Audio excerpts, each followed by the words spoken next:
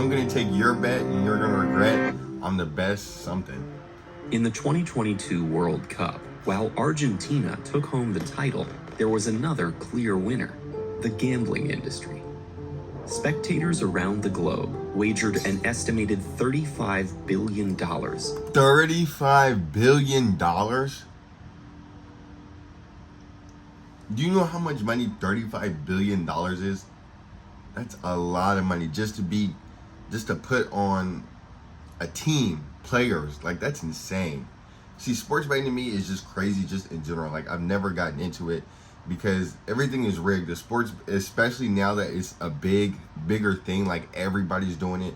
Sports betting is rigged. Sports are rigged so that certain players get certain points. And when, say if they're supposed to get like 35, and I believe if it's like if a lot of people, I think it's the over, like, oh, you know, he's going to get over 35. He's not going to get over 35. Even if he's just been averaging 35 for the past 5 games, they're going to make sure that he gets under 35. One of the most bet-on events in sports history. That's insane. Over the past decade, sports gambling has become more popular than ever.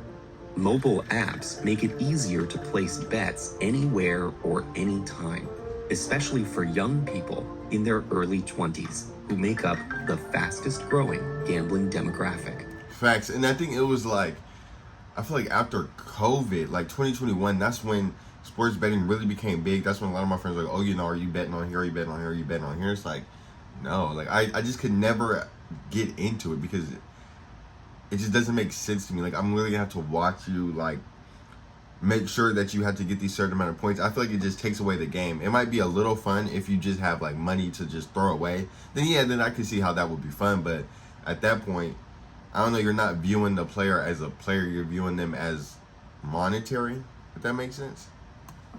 The industry's success, however, is no coincidence. In fact, sports betting apps work just like the games you'd find in a casino. They're strategically designed in ways that are known to keep you playing and paying, ensuring that in the end, the house always wins. So, what exactly are the tricks these apps use? Right. It's estimated that Americans lost $60 billion gambling online and in casinos in 2022 alone. While losing might seem like a deterrent, infrequent wins are actually a key reason gambling can feel so enticing. One of the best ways to motivate any behavior, whether posting on social media, swiping on a dating app, or placing a bet, is to grant a reward at random and unpredictable intervals. The reason for this likely lies in uncertainty's effect on the brain. Dopamine is a neurotransmitter that mediates feelings of pleasure and is released when we do things we enjoy and when we receive rewards.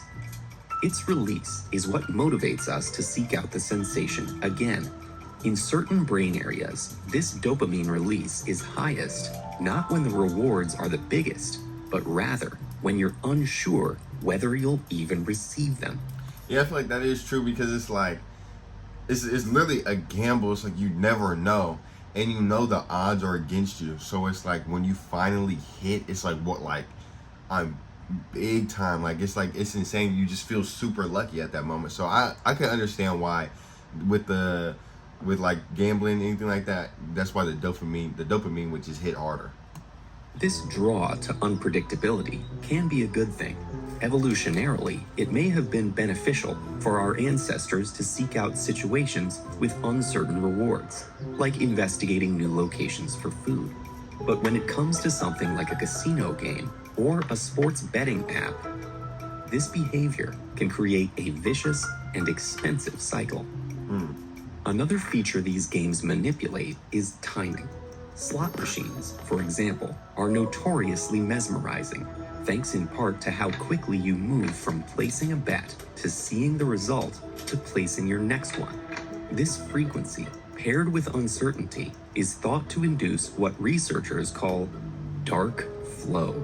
You know, I really wonder who created slot machines, because when I was a kid going to Vegas, I was always mesmerized by them because they're just colorful and they have all these characters and, like, I don't know, and just the sound that it makes, it was really just interesting. Like I was always intrigued by it. But now that I'm older and I could play, I don't think I've ever played a slot machine.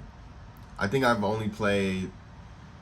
I don't even think I played any games, because when I went to Vegas, I wasn't playing games. Aiden, my friend Aiden, he was playing a lot of the blackjack. He played blackjack a lot. But yeah, like it's just so interesting. I wonder if they put that in with like they took the arcade machines, because when you would see arcade machines, you know, they're colorful, bright, vibrant. So I wonder if the person who created slot machines used arcade machines as a way to, you know, get that inspiration or idea for a slot machine, because they have a lot of similarities. And if you grow up playing arcade games, and as you get older and you'll have more money and you can go to the casino, you're going to want to play those games because you're already programmed to play an arcade game. You know what I mean? But I think if I were to create a slot machine game, it would probably be like a little arcade game, but it would be super duper uber rigged. You may feel as if you are in the zone, completely absorbed in the game. Yet a key characteristic of any flow state is that it often feels more difficult to stop than to keep going. To capitalize on this, sports betting apps have introduced in-play bets, which are wagers that users can place during the game on moment-to-moment events. Finally, near misses can feel particularly thrilling. This is when, for example, a slot machine reveals a cherry, and then a 7. Brain imaging studies show that the anticipation built up in that last reveal activates the same brain regions as winning does. So, even though near misses are ultimately losses, they actually increase our desire to continue playing. That's why some slot machines are actually designed to hit near misses more often than they should. Sports can naturally lead to near-miss situations, yet gambling apps have found ways to exploit them further.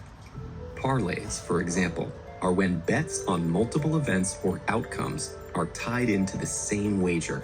See, parlays are so insane to me. Like, you got baseball, you got hockey, you got basketball, you got football, and they all have to hit. Like, you know how crazy that is for them all to hit? Like, that's just luck.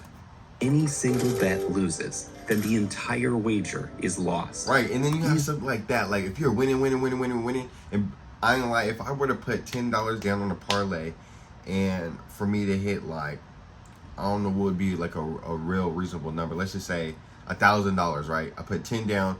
If everything hits, it's $1,000. My football hits, okay, but I got 5. Football hits, basketball hits, hockey hits, soccer hits, and all that's left is baseball. And if all these are hitting, and that now I have I'm up $900. I ain't gonna lie, me personally, I would just cash out. I don't care about that 1,000. I already hit 4 out of 5. Like, it's never been that serious. But if you don't cash out and they lose, you lose everything. Like, it just doesn't become worth it. And everybody's like, oh, go big or go home. But it's like, just get out while you're ahead. That's the way I look at everything. Creating a near-miss situation. While these tactics work on brains of all ages, young people may be especially at risk. During adolescence, dopamine-related reward regions of the brain mature rapidly, making teens more vulnerable to developing gambling problems. And while 18 is the legal age limit for gambling in most countries, these same psychological tactics are now increasingly found in games marketed directly to teens and children. Isn't that what I just said about the whole arcade? But he hasn't mentioned the arcade, but yeah, a lot of that is. Example, many games contain loot boxes where players can spend real money to gain unpredictable prizes. Call of Duty. The global gambling industry racks in hundreds of billions of dollars every year. Yet it's estimated that anywhere from 15 to 50% of that revenue comes from people with gambling problems. We can't change that our brains are drawn to gambling tactics. The industry clearly knows this and is cashing in. Learn how you can train your mind and body to better manage your... You know, see, that's insane. Like, I feel bad for anybody who has a gambling problem, because a gambling problem isn't just going to the casino. It's gambling on any and every single thing. It's gambling on how many how long it's gonna take them to fill up their gas, just anything. And if you can find somebody who also has that gambling problem, it's just gonna be it's just horrible. So I feel bad for them. But let me know, comment down below how you guys feel about this video. Do you guys do the sports betting app? And if so, which one do you use? Oh, another thing, they really do push a lot of prize picks and stuff like that nowadays, especially in YouTube videos. Those are the main, those are a lot of the main sponsorships. So you guys just gotta pay attention for stuff like that. But either way, like I said, comment down below if you guys do any sports betting. Have you guys won? Have you lost more? Let me know. I'll catch you guys in the next one. Hope you guys like this video. On the road to 500 subs. We're almost there. We're getting there. We're getting there. We're getting there. I'll catch you guys in the next one. Posting every single day for this month. Peace.